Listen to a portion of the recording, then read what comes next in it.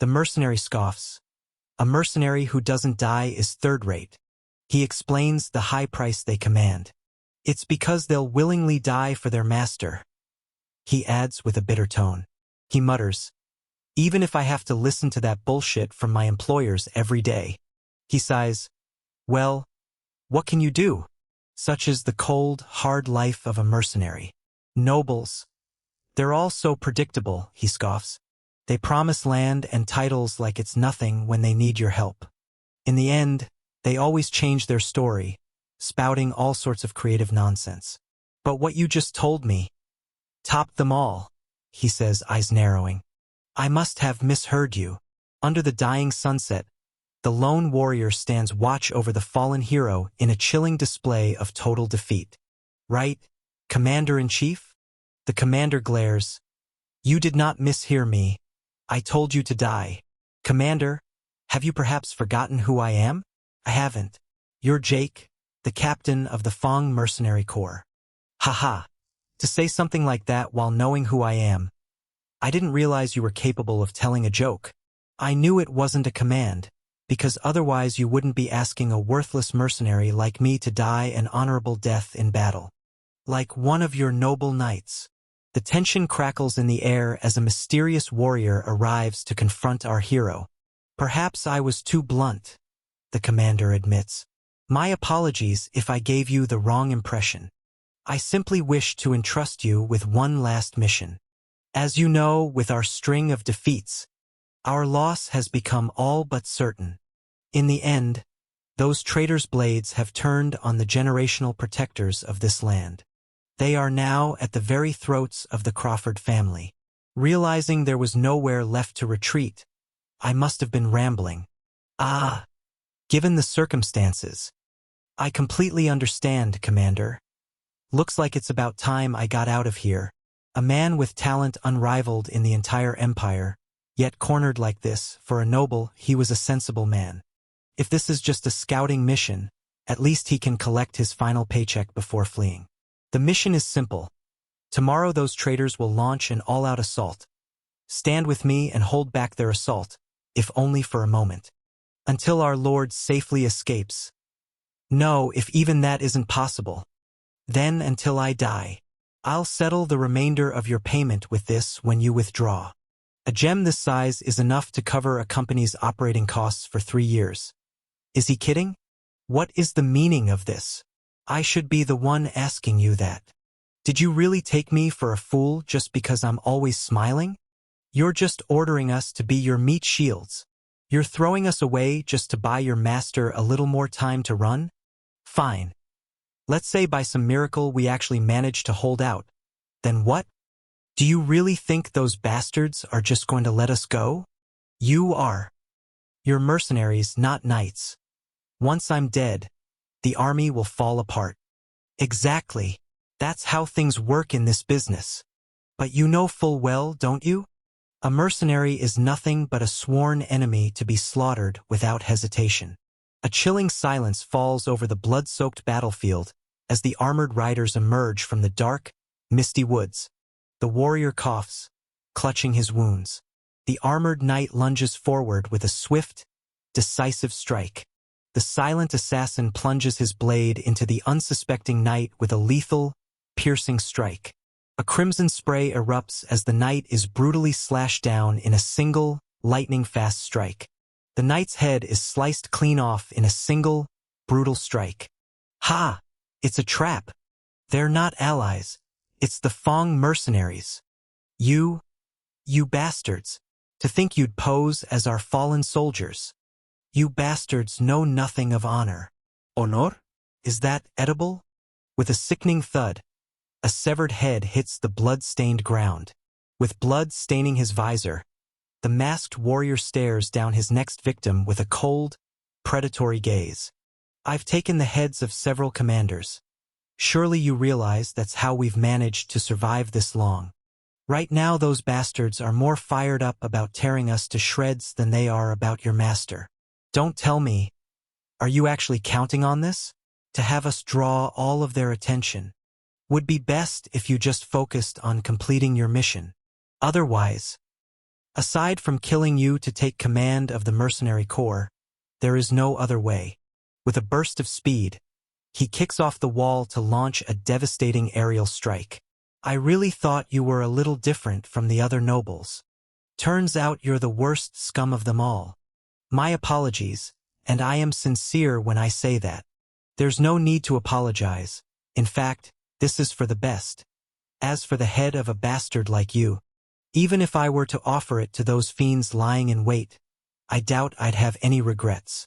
Are you thinking of offering my head to the traitors and begging for your life? I'm sure you've already made arrangements to stop us. In that case, as the commander, I must do my duty to the very end. The rebels will be satisfied with the heads of 2 commanders, and they will spare my men in return. 2? Don't tell me. To save your subordinates. You're planning to offer your own head as well? Those are all people I've dragged along with me. I promise to show them that you can still achieve your dreams even if you start from the very bottom. They put their faith in me and followed me all this way, so I, too, must bear that responsibility. The lone warrior stands his ground, blade drawn and ready to face the entire army. The knight freezes in sheer, heart-stopping disbelief as he stammers, "Ah, ha, ha ha. Yes, that's right. That is the mark of a true leader. What a pity. If only it weren't Crawford. If only you had been my lord." With a cold, calculating gaze, he looms in the shadows, ready to strike. With a flash of lethal speed, the cloaked warrior descends upon his prey. Driven by pure, unadulterated rage, he lets out a soul-shattering roar. The crimson-haired knight stands draped in an aura of cold, silent authority. A chilling gaze cuts through the air as he locks onto his target with predatory focus. A chilling, blood-streaked gaze locks onto his foe. I expected this outcome, but I never imagined that the gap between us was this vast. This accursed thing they call talent. Well, I suppose this is it. Broken and bloodied, he wears a chilling, defiant smirk in the face of certain doom. After all, I was always prepared to meet an end like this. If only I'd been given the same chance as you. Master, please. The golden-haired boy looms over the unconscious figure, gasping, "Is this a dream? Who?" With a sudden, dramatic flourish, a hand reaches out to seize destiny itself. "Please wake up. What is this? Did I just get slapped? What out of nowhere? What bastard? Please pull yourself together. Lucian." Cold sweat beads on her brow as her golden predator eyes widen in sheer, unfiltered shock. The room fills with the sound of heartbroken sobs as the young man breaks down at the bedside. Something is terribly wrong. The bewildered youth stares at his own hands in utter disbelief as he gasps, "What is this power? First off, what happened to my ragged and blistered hands? They aren't just clean. They're like a young master's delicate pair of hands. Something is definitely fishy here. Is he in a spa or a deathbed? Who the heck is this guy? He was beating someone to within an inch of their life just a moment ago, and now he's bawling his eyes out. I'm so relieved, young master. I really thought you were dead. My heart nearly came to a halt.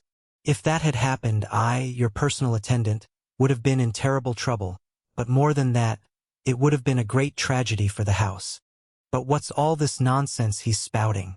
Young master? Personal attendant? House? Not a single one of those words have anything to do with my life. It was a death so certain I couldn't have possibly been saved. Is this neck still attached? The mystery only deepens. When I put everything together, I came to one conclusion. Right now I have ended up inside the body of some stranger. Ha! With an unbelievably handsome face, no less. He stares in disbelief at his own reflection as he whispers, "Is this really me?" It's obvious at a glance that this body, overflowing with elegance, belongs to a noble of a filthy rich family at that. First things first, I need to gather more information. That guy's name was... Ahem, look, Hans. I have something to ask of you. Of course. Ask me anything, young master. What year is it? The year? Ah, you must still be dazed from your medicine. A cold shiver runs down his spine as he freezes in sudden, absolute terror. 15 years before the day I died? Does that mean I've returned to the past? I don't have a clue how it happened, but I'll focus on what needs to be done. It seems you have decided to die today. Pardon? What do you suddenly mean by that? For a lowly servant to dare lay a hand on his master's unconscious body, without permission no less? Did the rules of this place change or something? If not, then answer this. Who am I? Lord, I beg for your forgiveness, young master. I've made a grave error because I was so perturbed. Young master, you are Lucien Valdec, the third son of the esteemed house of Valdec. An ominous vibration surges through the air, leaving him wide-eyed in sheer shock. He whispers in confusion, Valdec? He wonders, could it be a family I know? He recalls, a prestigious noble family that acted as a pillar for the empire. The gravity of the name hits him like a freight train. Vigilant guards stand watch before the grand, golden doors of the royal sanctum. The exhausted guard lets out a massive yawn. Right on the job? Talk about dedication. He mutters, but I died and woke up at my old workplace. He panics. But the third son of House Valdec? He scoffs. Ha! This is ridiculous. He sighs. All my life, I was held back because of my lowly station. Amidst a rain of shimmering gold, the mysterious figure flaunts his overwhelming wealth with a smug grin. Drenched in blood, the mysterious figure stands in haunting silence before the cold grave. He stares at his own hands and wonders, am I being given a chance now? He muses, I wondered just how high I could have climbed. A sinister, pulsating corruption spreads rapidly across the void. If I'd been given the same opportunities as everyone else. He finishes, his eyes narrowing. He asks himself, am I being given the chance to find out? Reality shatters as his true, blood-soaked self emerges from the broken reflection. With a trembling hand, she reaches out to turn the knob and face whatever lurks behind the door. She throws open the balcony doors to embrace the blinding light of a brand new day. With a chilling, predatory glint in his golden eyes, he flashes a smile that spells nothing but absolute danger. He observes, as expected of the Valdec estate, I've been to all sorts of places during my mercenary days. But this is by far the most extravagant, he admits to himself. Also, this is the place I'll have to get used to and quickly, he adds. Talk about a sudden career change. He notes, ever since I came here, all the servants have been looking at me strangely, whispering, is that really young Master Lucien? He's finally come out. How long has it been? The confusion is practically radiating off him. He asks, Hans, is it just me, or are things off? Hans replies, it's only natural, young master. You shut yourself away and haven't met anyone but me. For 1 year and 2 months, Hans clarifies. He thinks, ha, what does that even mean? What was Lucien even lacking to be holed up in his room like that? He puzzles over the logic of nobles while the giant figure of the Archduke looms nearby. The man is none other than Archduke Sigmund. He wonders why the Archduke would let his own son rot away in a corner. He contemplates, either Lucien's such a troublemaker he's on the verge of being disowned, or there's some reason compelling enough for the Archduke to turn a blind eye. He decides, until I figure out what's going on, I must avoid the Archduke at all costs. A voice calls out, so, it seems the reports of your full recovery were true, mm? The man greets him, young Master Lucien. He asks, are you having any difficulty moving about? This gentleman is head butler Edwin, the Archduke's right-hand man and a former hostage who rose to power. He thinks, this isn't good. Running into one of the very last people I wanted to see. There's no way he wouldn't notice the mannerisms of someone from the streets. He realizes the butler hasn't seen Lucian in over a year. He resolves, in that case, I'll just have to imitate. The armored warrior stands tall, his gaze heavy with the weight of an unshakable resolve. The most noble person I know, he finishes his thought. He says, thank you for your concern, head butler Edwin. I've improved a great deal thanks to you. He lies smoothly. As I've been neglectful and shut in all this time, I came out to assess the family's situation. To think I'd run into you, fortune must be on my side. He adds with a bow. He asks, so, I trust the family has been well? Edwin responds, yes, young master. House Valdec is as strong as ever, and it is a relief to see that you are as well, young master. He thinks, upon thinking further, how could there possibly be any trouble with the head butler here? He doesn't seem to find anything suspicious. Good. Then I'll naturally. He muses, looks like I was worrying for naught. Well then, I'll be on my way with my mind at ease. It's my first time out in a while and I'm quite exhausted. Edwin interrupts. Pardon my bluntness, young master. But I must ask you to delay your return, Edwin commands. The air freezes as he commands. Stop, Edwin declares. Archduke Sigmund wishes to see you immediately. Tension fills the air as the young man confronts the patriarch in his imposing office. The Archduke stares him down. Young master. An overwhelming, soul-crushing pressure radiates from the man as he sits in absolute, terrifying silence. The pressure is enough to make anyone's knees buckle. The Archduke speaks. I will ask you a question, Lucian Valdec.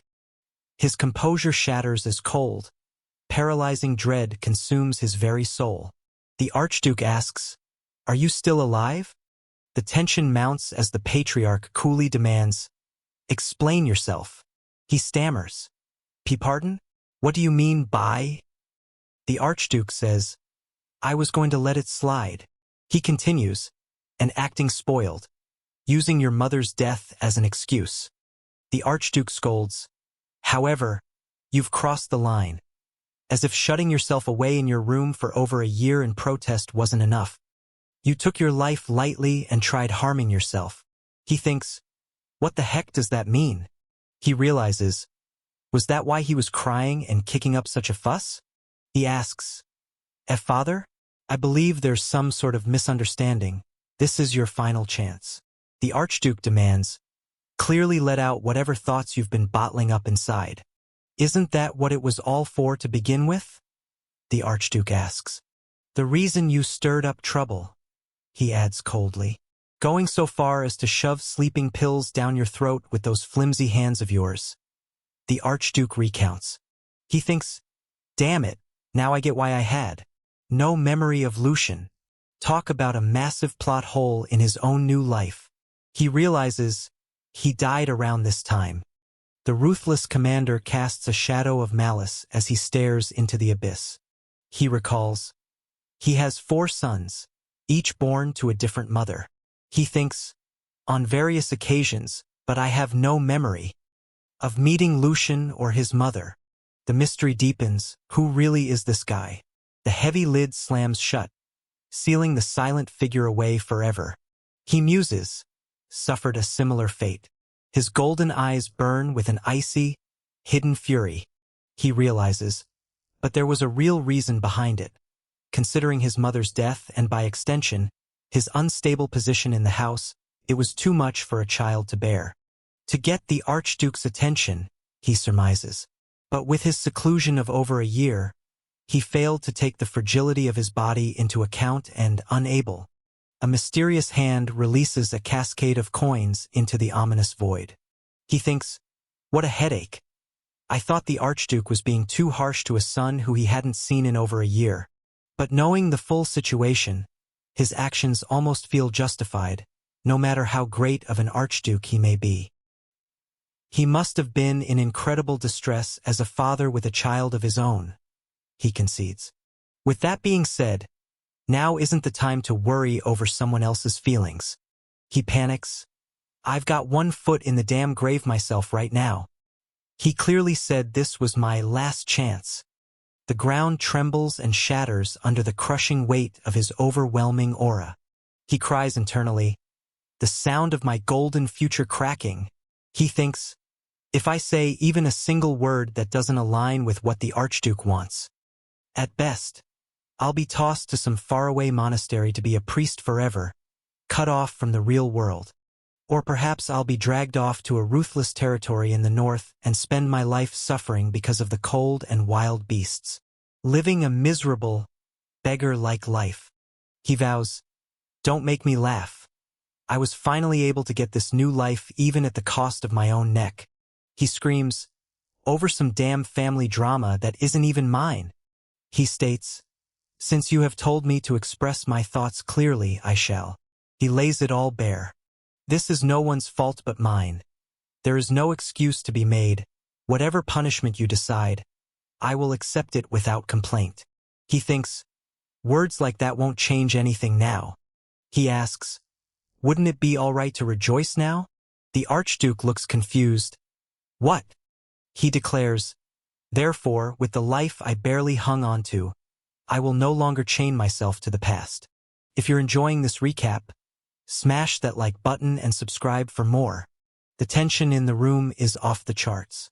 He pleads, "For that reason, as a father rather than an archduke, won't you give me a single word of encouragement?" He continues, "An erring child sincerely repenting before their parent, and the parent willingly embracing them." The tension reaches a breaking point as the aristocrat demands, "Then, are you saying you don't even have a single piece of evidence?" He mutters, "Unbelievable." He notes, "While the atmosphere has certainly changed, is that truly young Master Lucian? The young master who shrunk away at everything?" His heart hammers with intense anticipation as he stares into the shadows. With a heart-pounding gaze, he fixes his piercing golden eyes on his target.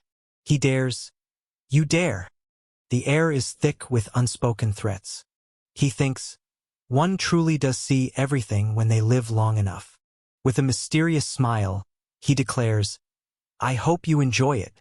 A chilling, calculated smirk spreads across his face as he prepares to make his move.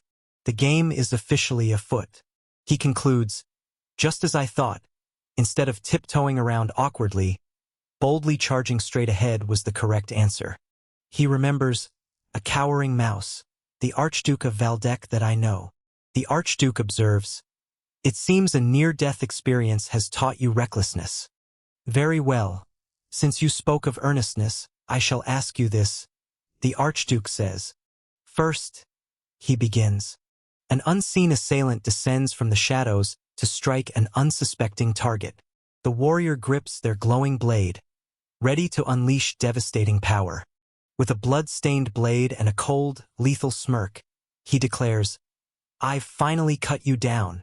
It's getting real, folks.' He asks, 'The sword? You, of all people?' 'Yes, of course. I'll have to deal with my flimsy body first. But, well, if I just eat and sleep well, won't things work out somehow?' The Archduke remarks, 'You certainly have a way with words.' 'Well, whether it's bravado or not is something we'll see in time,' he adds. The Archduke commands, 'Head butler, have that be given again. That will prove more useful than a few words that won't sink in right now.' The golden-eyed noble freezes in absolute, heart-stopping shock. Edwin bows, 'Understood, Your Grace. I'll endeavor to hasten preparations.' He wonders, 'That?' He asks, 'What is it?' A grand estate buzzes with the frantic energy of workers as they haul heavy cargo under the bright sun. The two men heave the heavy, mysterious chest with trembling anticipation. The heavy lid creaks open to reveal a dazzling mountain of legendary treasure. He stares at the pile of gold and mutters, 'Ha! This is absurd.' He muses, 'So this is what being a high noble is like?' Realizing the allowance is actually a massive fortune. 'This is just a month's worth?' he asks, eyes widening at the sheer wealth. Now he finally has the means. He declares with grim determination, 'I can fully overhaul this pitiful body. A fresh start as a noble begins. but the road ahead is paved with danger. A breathtaking, ethereal glass garden blooms in absolute silence, hiding secrets within its shimmering light. The garden stands as a silent monument to the late Archduchess. The servant notes solemnly, "This is a place the late Archduchess especially cared for in her lifetime." He murmurs to himself, "The master hasn't set foot here for quite some time, but I expected as much." He realizes the shift in favor. He's only here because of young Master Lucian's change. He reminds himself, he is the child of Her Grace the Archduchess, whom the master cherished so dearly. Could this really be the turning point for the ignored heir? Everything comes to a sudden, chilling halt as he freezes in his tracks. He recalls the boy's past behavior. How his eyes were always darting about as if he was terrified of something. He remembers with disdain. The way he'd whimper like a stray dog with the slightest raise of my voice. He thinks. His attitude was far too different from hers. Realizing the boy was a total stranger in his own skin. The butler's composure shatters as he gasps in utter shock at the sudden revelation. His world tilts on its axis as he admits, "I found myself thinking that I may have been wrong." With a calculated glint in his eye, the nobleman flashes a chilling, predatory smirk. He observes, yes, he didn't have a single wavering bone in his body. It was a truly composed and dignified attitude. He notes, "Young Master Lucian is very thoughtful and gentle, but alas, the master's blood runs through his veins. That bloodline is a double-edged sword." He warns, "The things that lie ahead of that child are not matters that can be resolved with mere lip service." His voice drops to a whisper as he reports, "My lord, I am afraid there lies a problem." He continues, "Young Master Lucian's suspended allowance has been reinstated, but evidence indicating siphonage has been discovered. The investigation points to a culprit within the family."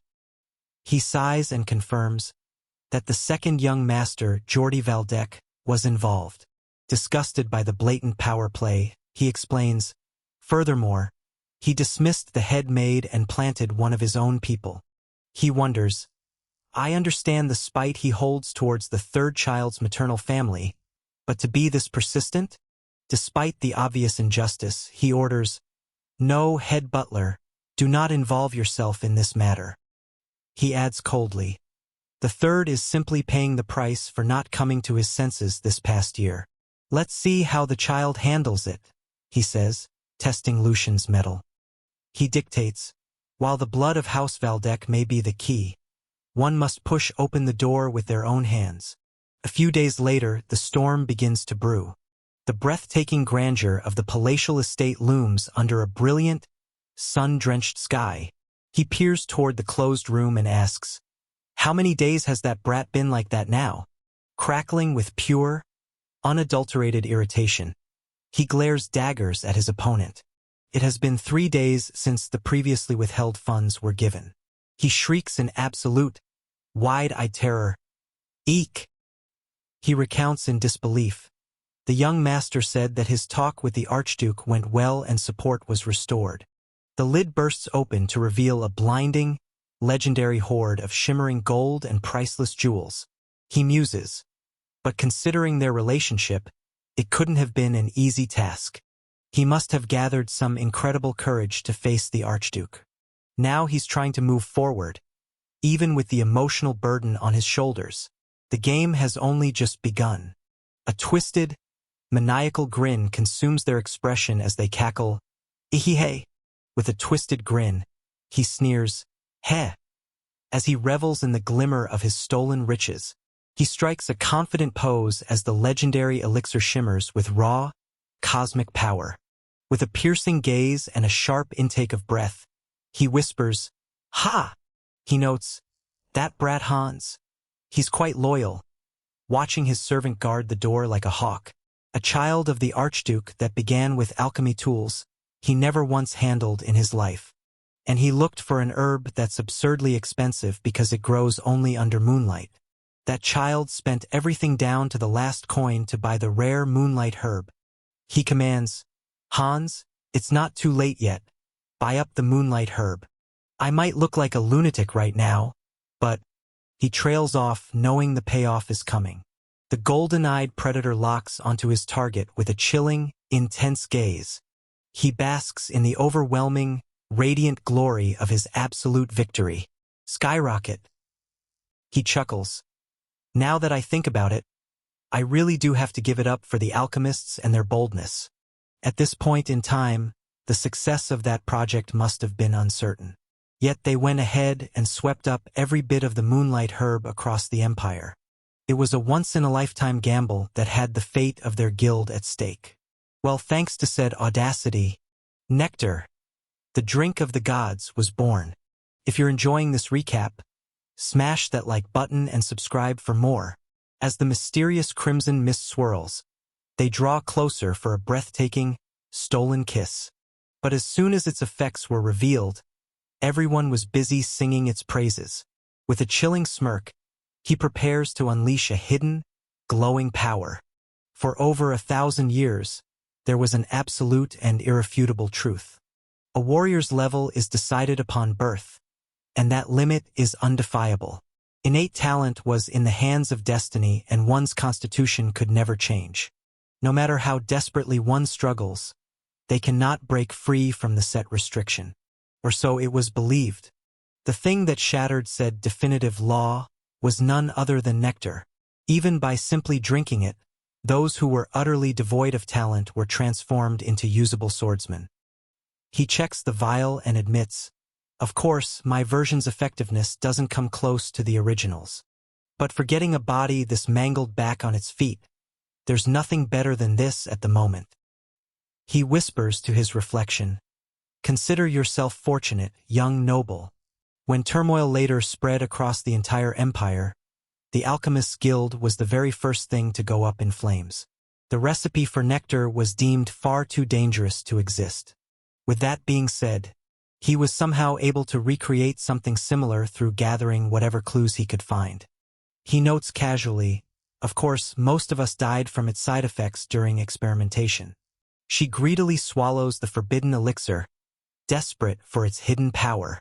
He resolves, "Whatever happens here on out is what really matters. The product of humans transforming the power of nature into their own." Mana. The quality and performance one can draw out differs drastically, depending on how well circulation is performed. The process of spreading and retrieving mana throughout the body is key. Currently, he is using the power of nectar to forcibly widen this body's blocked pathways. But even if the pathways have been opened, what the heck is going on? The bodily resistance that invariably occurs when taking in mana, the pain, is nowhere to be found. Instead, it's surging freely as if returning to its natural place. Even the bodies of newborn infants have impurities that obstruct circulation. The desperate hero plunges into the crushing depths of the abyss. Is he one of those so-called geniuses? A colossal, mystical whale looms over the lone diver in the deep, shimmering abyss. The golden glow of sunset bathes the sprawling, peaceful kingdom in a breathtaking light. Bathed in the golden light of dusk, he gazes out from the tower with a heavy heart. The silence of the tower is deafening. The sudden click of the door leaves him frozen in pure, wide-eyed shock. He steps back into the light and asks, "Hans, nothing happened while I was gone, yes?" Hans cries out, "Young master, have you no clue how much time passed while you were inside? Even when I called for you, there was no response." He whimpers and wipes a tear. "So I was worried that something might have happened to you. I was really worried," he repeats, clearly shaken. With a chilling glint in his golden eyes, he offers a smile that promises nothing but pure, unadulterated chaos. A predatory golden gaze locks onto its target with lethal precision. Hans whispers, "Young Master Lucian?" confused by the shift in aura. He stammers, "Surely this is the young master." Doubting his own eyes, poor Hans has no idea who is standing in front of him. He has watched over Lucian more than anyone else, and he can sense the change. He grips his chest with a tense, ominous hand as the silence thickens, but it's what's on the inside that matters. It's transforming at an unbelievable pace. With a chilling glint in his golden eyes, he flashes a smile that promises nothing but pure chaos. With a heavy, ominous thud, a mysterious figure steps onto the scene. He says, "I'm sure of it," confident in his new path. He is of the same caliber as those who have conquered the world before. He calculates, if things go well, this body might just surpass who I was back in my mercenary days within a year. He admits, "Now that I think about it, Hans, I realize this was able to come about thanks to you. Punishment and reward must be clearly given." He leans in close and says, "Listen carefully, Hans. I'll only say this once. Sell everything you have, even your underwear, and buy as much of it as you can. You'll get a free ride." Is he really telling his servant to go all in on the moonlight herb? He declares with a wicked grin, "Let us soar towards the skies. Together." He muses, "Ah, I truly envy you, Hans. Thinking of the riches to come. Back in my day, there were no nobles like this." The plan is set in motion. He lounges in luxury. It's amazing. How can life be this comfortable? A room that is cleaned without me lifting a single finger. They even prepare the bedding. In the past, skipping meals was a daily routine. Thanks to these wonderful things, he's been able to focus entirely on his recovery. But there's something that's been weighing on his mind this whole time. At this point in time, there was a guard of the Valdec family named Jake. He remembers him all too well. The protagonist watches in stunned silence as the mysterious man trembles uncontrollably before him. The man stammers, "Why, young Master Lucian?" He asks, "Are you really going to go in there?" Clearly terrified. "You said you never wanted to set foot in the training grounds." He asks, "I did," skillfully masking his true intentions. "After the second young master chewed you out, you said you never wanted to come back here again." Seeing how Hans is acting, he can roughly guess what happened. For the child of an archduke, swordsmanship is practically mandatory. It let the second young master use violence to instill fear in young Lucian. Lucian returns to the training grounds, feigning a sudden interest in his swordsmanship. The guards are determined to make sure he never steps foot on these grounds again. A mysterious figure looms over the target with a cold, predatory gaze. He taunts, "I can more or less guess why you're so concerned." Suddenly, a hidden observer is spotted lurking in the rustling leaves. He brushes off the tension. That's all in the past. The stranger makes a sharp, sudden pivot. He commands, "In me and follow." The shadows deepen as the confrontation finally begins. "What? Is that true?" A guard whispers in total disbelief. His comrade confirms, "Yes, absolutely." He's looking around the grounds with his personal attendant. Just, what on earth is that brat thinking, coming here of all places? He muses, "There's no way he forgot what happened that day. No, this actually may work out in our favor. Report this to them immediately," he orders. He adds, "I'll be sure to prepare a delightful feast for them before they arrive." Lucian surveys the area. "I thought they'd have decent stuff, but this goes far beyond my expectations." He notes the massive space and the abundance of high-quality weapons. A deafening thud echoes as his sheer presence seems to tear through the air. To think this is a facility owned by someone, he marvels. He wonders, if a space like this were available back then, could the younger ones have survived just a bit longer? Hendrik emerges. "Dear me. So my eyes really weren't deceiving me." He recalls Lucian's pathetic flight a year ago. "It really is the third young master." He scoffs. "It was just like a lamb being chased by a wolf." "It has been a while since we've last met," Hendrik sneers. "I, Hendrik, greet the third young master. 1 year ago, I personally assisted the second young master in fixing your posture." He reminds him. "Do you recall?" The atmosphere shifts into a blur of pure, high-octane intensity. "Ah, it was such an enjoyable time," Hendrik mocks. With a twisted smirk, he sneers, "That's why I like you." The tension is rising. Is Lucian about to snap? Would you take a look at this son of a bitch? Hendrik mutters under his breath. How entertaining, he chuckles darkly.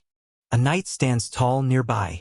He represents the embodiment of honor and loyalty, typically from a noble family. A knight is expected to master strict martial arts and etiquette from a young age.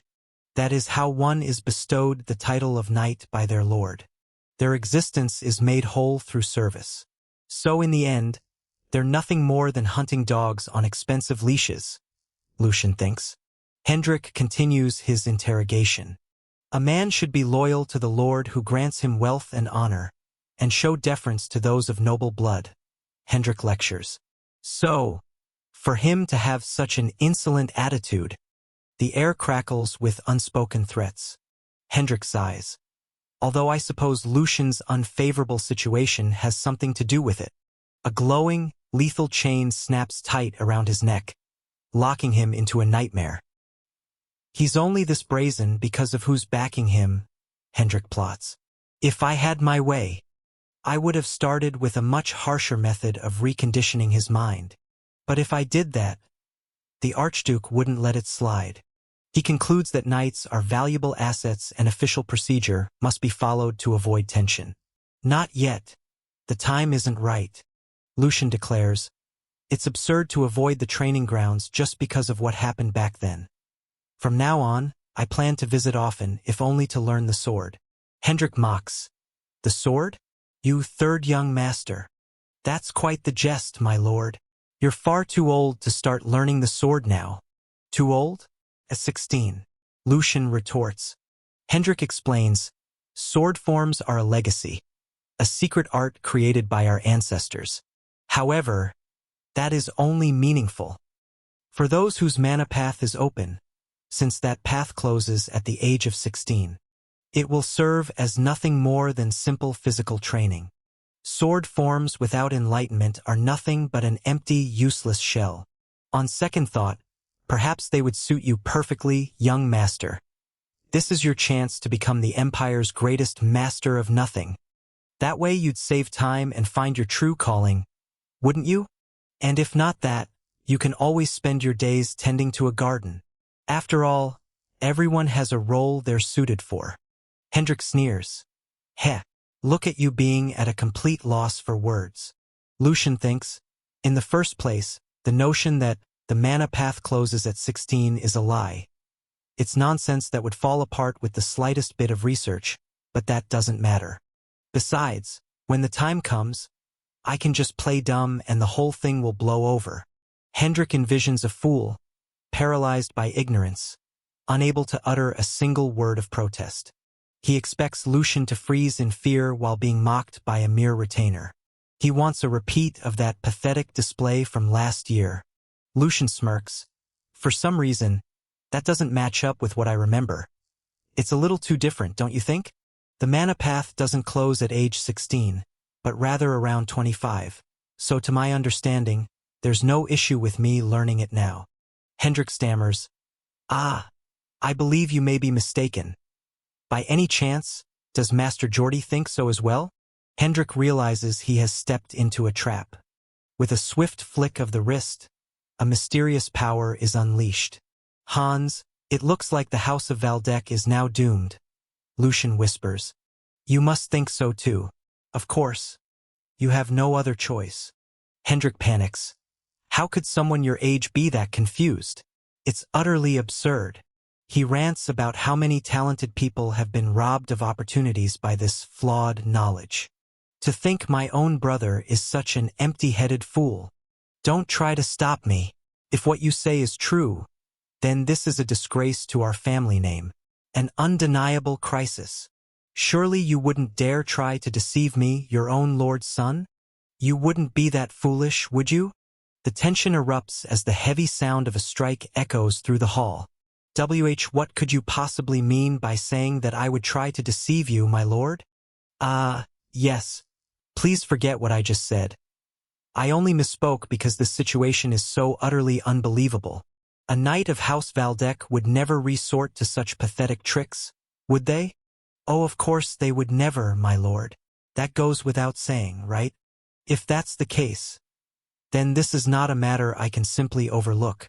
A chilling, twisted grin spreads across Lucian's face as he embraces the chaos. What happens when you don't watch your tongue?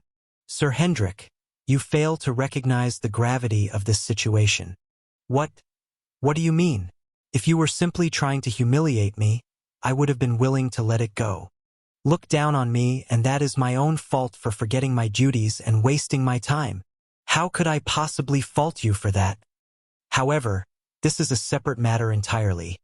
For you, a knight and my brother, a pillar of the Grand Duchy, to obstruct the recruitment of new talent based on misinformation, that is something I absolutely cannot overlook.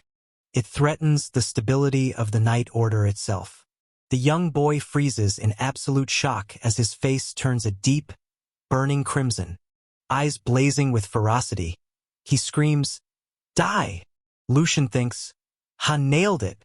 "Sir Hendrik," Lucian calls out. With a chilling poke, he warns, "So, you'd best be prepared. I will be reporting this incident to my father and requesting that he take disciplinary action." Hendrik trembles. Wait! He used to tremble at the very mention of his father's name. Why is he escalating things like this? Wait. Since when did this little brat have guts like this? He used to be as helpless as a newborn lamb. Now he's just like... With a cold, calculated motion, he slides the cursed ring onto his finger to seal his dark fate. "What's with all the commotion?" A voice booms. "It is Geordie." "Perfect timing," Lucian says. "So you've decided to grace us with your presence." Second young master, Geordie Valdec, has arrived. The cold protagonist stands his ground as he confronts the three men blocking his path. "Why, young master? I will explain everything," Hendrik cries. "Actually, this whole situation..." "Enough," Geordie commands. "There's no need for an explanation, sir. I saw your pathetic display with my own two eyes. To think you're being swayed by a child not even half your age is utterly disappointing." Compose yourself. That is, unless you intend to embarrass me further. If you're enjoying this recap, smash that like button and subscribe for more. The tension skyrockets as the mysterious figure steps forward, leaving the two men frozen in absolute terror. "Why, young master, what are we going to do?" Lord Geordie. He seems absolutely furious. "Yes, that look on his face is quite a sight," Lucian mocks. Geordie Valdec was infamous for his vicious temperament, the very model of a cold nobleman.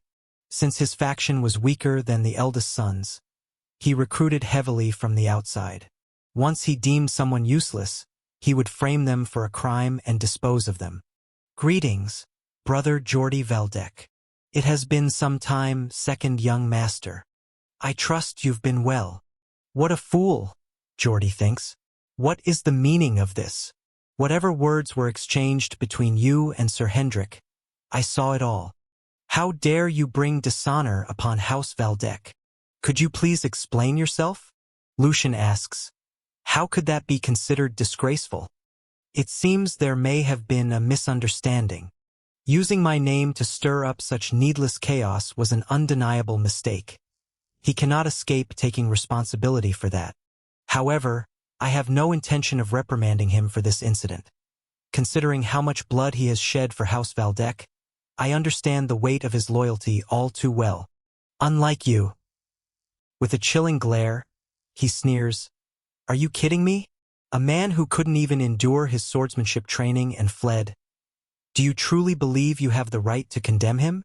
Lucian Valdec must first learn to respect the knights." With a condescending sneer, the silver-haired nobleman looks down his nose at his prey. That House Valdec continues to exist. Everyone, I apologize on his behalf for today's commotion. It was simply... Lucian thinks, "Oh, so this is how you're going to play it? He's a clever one, isn't he? The one I actually cursed at was him.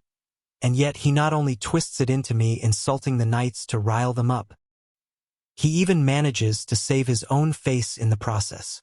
Fine, I'll gladly let you have that. As expected of you, brother, Though there was a misunderstanding between me and Sir Hendrik, it would only be right for you to punish me for daring to insult you, brother. He clutches his chest in agony and wheezes, "Unfair." Hans pleads, "Head a helmet, stand a hollow skull. Young master, please, just shut your mouth. In any case, I am ashamed to have uttered such embarrassing words." He laments. "I have learned so much from your benevolence once more today, brother," he gushes. "Hans, we must hurry and record the young master's teachings. Paper won't suffice. We must inscribe them on the finest silk." He declares, "In exchange, I will use you to shed my weak image and carve my true presence into everyone's minds." With a chilling glint in his golden eyes, he smirks. "I have finally found you. That the third young master of the past is no more, and so I will be on my way. Do I have your permission? After all, nothing good will come of us staying together any longer." Geordie bellows. "You bastard, you truly have no fear at all, do you? Do you really think I'll let you just walk away? Have you forgotten? Father has been keeping an eye on me lately. I have nothing to lose. You, on the other hand. Then, I'll take that as your agreement. I'll be going now, brother Geordie." Hans shouts in a panic, "Hey, hurry up and run." Geordie watches him leave with a dark, menacing expression. Is it really safe to just send him back like this? A chilling aura emanates from his eyes as he lets out a haunting, "Ah!" The morning sun bathes the majestic academy gates in a golden glow. The duo cautiously advances through the sun-drenched woods. The forest silence is broken only by their nervous footsteps. Hans whispers, "Young master, are you sure this will be okay? You know what Lord Geordie is like better than anyone, young master. He'll never let something like that slide. Even if we're lucky enough to get away with this, I know that terrifying knight with the mustache will make me disappear. I get it, all right? Just calm down, Hans." He lunges forward, screaming, "Get off me!" When an incompetent superior makes things worse, then pretends he knows nothing. I know what a shitty feeling that is. That's not going to happen. So get up. A knight would never do such a thing, and I wouldn't let that happen anyway. With a silent hand, he offers a lifeline to the broken soul kneeling before him. The gravity of his promise hangs heavy in the air. "Especially you, as my personal attendant, it must have been even worse for you, young master. I'll make you one promise. Going forward, my foolish behavior." A heart-wrenching tear escapes his eye as he stands stunned in silence. Being disrespected or made to feel anxious ends today. So let's work well together, Hans. The two share a rare moment of genuine connection. The men stomp purposefully down the opulent palace corridor. After what happened at the training grounds, I was wondering why it was so quiet. That bastard Geordie, from what I know of him, he's not the type to just take things lying down. Just as I thought. So you've been pulling this kind of petty trick? I was looking forward to this day. Is a massive confrontation finally brewing? That's right, young master. We absolutely cannot let this slide. Are you ready, Hans? I'm ready, young master. How dare they? They touched my allowance. And my monthly salary. With a mischievous grin, he presents the letter that will change everything. The day when I could buy more moonlight grass and get the things I need. The day my balance is refilled. The numbers on the ledger don't lie. Yes, that's how it should have been. Clutching his devious prize, he lets out a quiet, "Heh." Eyes wide with chilling intensity, he asks, "What could possibly be written on that page?" The document reveals a massive cut to his allowance and Hans's salary. You're reading it correctly. The second young master, that damn bastard, has messed with my allowance. Through the head made he planted in my annex. Embezzlement is a serious crime punishable by death, even in high society. The stakes just went from 0 to life or death in seconds. And the reason he could get away with such a preposterous act was because there was an opening on my side he could exploit. After the death of the third prince's wife, that is, Lucian's mother, Lucian had delegated the management of the budget proposal to someone else. To Dana, the former head maid who had been by his side for many years. Not this young, inexperienced head maid over there. Oh my! This is the first time I'm greeting you face to face like this. It's a pleasure to meet you, young Master Lucian. My name is Jenny, the newly appointed head maid replacing Lady Dana. At the time of my appointment, I wanted to come and greet you, but it seemed you had no intention of coming out of your room at all, young master. I suppose that long period of wandering is finally over now, isn't it? Hans snaps. What kind of tone are you using with the young master? Calm down, Hans. She's not wrong, is she? Why, young master?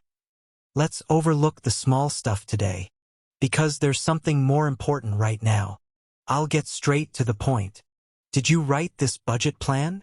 A cold, mocking smirk spreads across her face as she lets out a stifled, "Uffed." I was wondering why you called for me, and it was because of the budget plan? Ha ha ha. Yes, I'm the one who wrote it. Since you gave the former head maid the authority, young master, I simply carried out my duties as they were handed over to me. But I must say, I'm a bit taken aback. You're interrogating me so harshly when I was just diligently doing my job. This was work you were supposed to be doing in the first place, young master. Right? I knew you'd use that as an excuse, since this is clearly Lucian's fault as well. Fine, I understand that part. You couldn't help it. However, even putting that aside, there's a part one can't accept. Most of the funds my father granted me were allocated to raising the salaries of the workers. I've confirmed it. Since they suffered a lot due to my negligence, I suppose it could be seen as compensation for that. Why was Hans's salary cut, let alone raised? The room falls into a deathly silence. Don't you think that's a bit too blatant? Oh my, if something like that happened, I must have made a mistake. When you're in charge of the entire household, there are just so many things to worry about. Everyone here can attest to how overworked I am. Isn't that right, everyone? Titch, that's right. Lady Jenny has been especially busy lately. We'll do a better job of assisting Lady Jenny from now on. She gasps, "Ha!" as her composure shatters under the weight of the truth. Let's go back, Hans. Yes, young master? We're just leaving? The body is mine, but my own hands and feet are listening to someone else. A mysterious figure steps into the room and demands attention. Head maid, I will ask you one last time. I hope you will answer carefully. Do you know who the master you are supposed to serve is? As for that, I'll have to ask Master Geordie and get back to you. An eerie silence descends upon the desolate, shadow-drenched streets. When part of an organization rots, you must cut it out so the rest can survive. An ominous silence descends upon the deserted, shadowed alleyway. That is my current situation.